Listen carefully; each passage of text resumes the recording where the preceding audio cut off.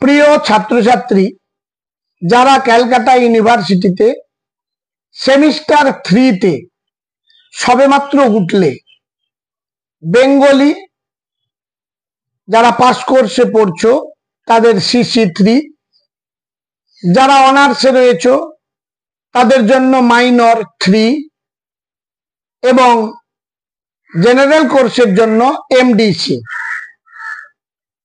তাদের জন্য এই ভিডিওতে বাংলার যে সিলেবাসটি তোমাদের রয়েছে সেটি আলোচনা করব। তোমরা CCF সিস্টেমে লেখাপড়া করছো, প্রশ্নের ধরনটা আলোচনা করে নেব। 15 মার্কের 3টি প্রশ্ন, 5 মার্কের 3টি প্রশ্ন, 1 মার্কের 15টি প্রশ্নের উত্তর দিতে হয়, টোটাল 75 নম্বরের। এই সাবজেক্টটির বিষয়বস্তু হলো বাংলা সাহিত্যের ইতিহাস, আধুনিক যুগ। তোমরা প্রথম থেকে লেখাপড়া শুরু করে দাও, কারণ সিলেবাসটা যথেষ্ট পরিমাণ বড়, আবার সামনের মাসে তো পুজো রয়েছে। তা এইভাবে অবহেলায় যদি তোমরা সময়গুলো কাটিয়ে দাও তাহলে কিন্তু ভালো নম্বর সংগ্রহ করা সম্ভব হবে না। তোমরা অনেকেই লিখেছিলে বাংলার সিলেবাসটা দেওয়ার জন্য, তাই এই ভিডিওতে আমি সিলেবাসটা আলোচনা করে দিচ্ছি। এর পরবর্তী ভিডিওতে আমি এই চ্যাপ্টারগুলোর ওপরে কেমন ধরনের প্রশ্ন আসার সম্ভাবনা আছে আলোচনা করব। প্রথমে মডিউল 1।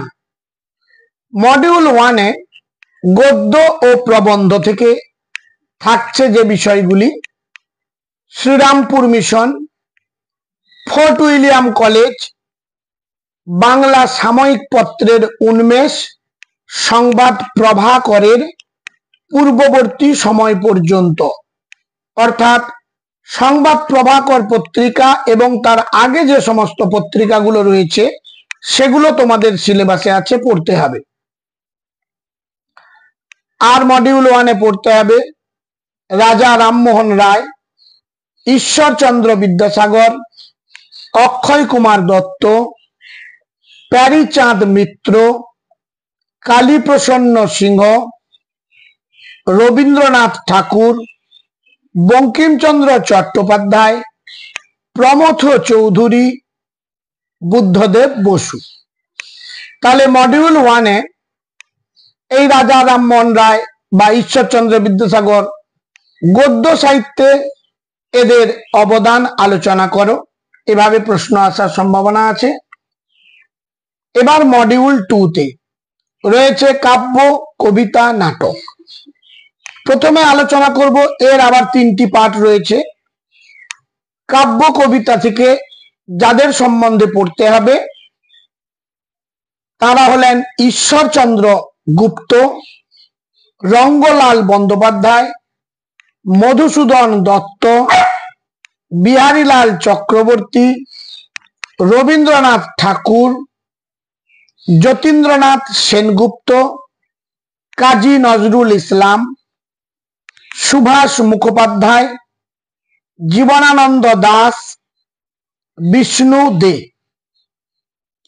এবার মডিউল 2-এর 2 নম্বর যে অধ্যায়টি রয়েছে, অর্থাৎ নাটক থেকে তোমরা যেগুলো পড়বে: মধুসূদন দত্ত, দীনবন্ধু মিত্র, গিরিশচন্দ্র ঘোষ, রবীন্দ্রনাথ ঠাকুর, দ্বিজেন্দ্রলাল রায়, বিজন ভট্টাচার্য, অর্থাৎ নাট্য সাহিত্যে এদের অবদান আলোচনা করো। পরবর্তী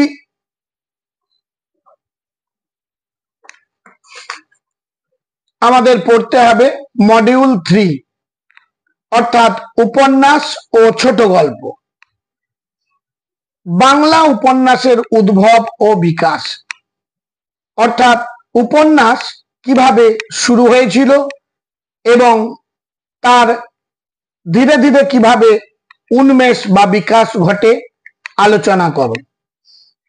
এছাড়া পড়তে হবে উপন্যাস কিংবা ছোট গল্পে যাদের অবদান রয়েছে তারা হলেন বঙ্কিমচন্দ্র চট্টোপাধ্যায়, রবীন্দ্রনাথ ঠাকুর, শরৎচন্দ্র চট্টোপাধ্যায়, বিভূতিভূষণ বন্দ্যোপাধ্যায়, তারাশঙ্কর বন্দ্যোপাধ্যায়, মানিক বন্দ্যোপাধ্যায়।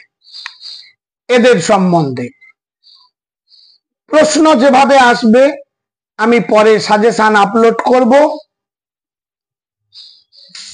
সব শেষে বলে নি, যাদের কাছে মনে হয় আমার দেওয়া এই ভিডিও খুবই প্রয়োজনীয় বা গুরুত্বপূর্ণ, তারা মনস্বর কোচিং ভবানীপুর চ্যানেলটি সাবস্ক্রাইব করে পাশের বেল আইকনটি ক্লিক করে রেখো, যাতে নতুন কোনো ভিডিও আপলোড করলে সহজেই তার নোটিফিকেশন পেয়ে যাবে। তবে বন্ধুদের মধ্যে শেয়ার করতে ভুলে যেও না।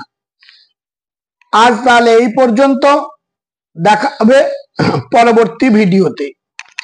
এছাড়া বাংলা ছাড়া যাদের ইতিহাস জেনারেল পেপার রয়েছে তাদের সাজেশন 2025 সালে পরীক্ষার জন্য অলরেডি আপলোড করে দেওয়া আছে।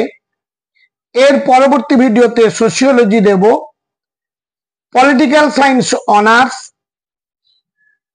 সাজেশন CC4 এর আপলোড করা আছে এবং CC3, CC4 এবং SEC পেপারের সিলেবাসও আপলোড করা আছে। যদি প্রয়োজন হয় তোমরা দেখে নিতে পারো। আজ তাহলে এই পর্যন্ত, আবার দেখা হবে পরবর্তী ভিডিওতে।